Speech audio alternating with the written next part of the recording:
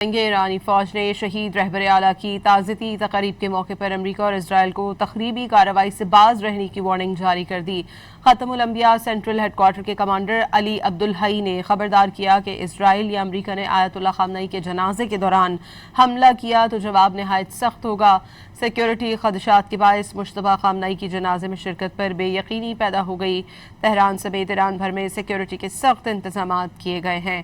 ایران نے شہید رہبر اعلیٰ کی تعزیتی تقریب کے موقع پر امریکہ اور اسرائیل کو تخریبی کارروائی سے باز رہنے کا انتباہ جاری کیا تھا۔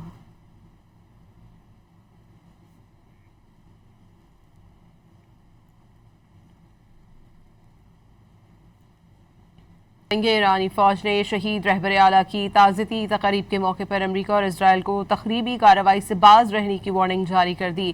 ختم الانبیاء سینٹرل ہیڈ کوارٹر کے کمانڈر علی عبدالحی نے خبردار کیا کہ اسرائیل یا امریکہ نے آیت اللہ خامنئی کے جنازے کے دوران حملہ کیا تو جواب نہایت سخت ہوگا۔ سیکیورٹی خدشات کے باعث مشتبہ خامنئی کی جنازے میں شرکت پر بے یقینی پیدا ہو گئی۔ تہران سمیت ایران بھر میں سیکیورٹی کے سخت انتظامات کیے گئے ہیں۔ ایران نے شہید رہبر اعلیٰ کی تعزیتی تقریب کے موقع پر امریکہ اور اسرائیل کو تخریبی کارروائی سے باز رہنے کا انتباہ جاری کیا تھا۔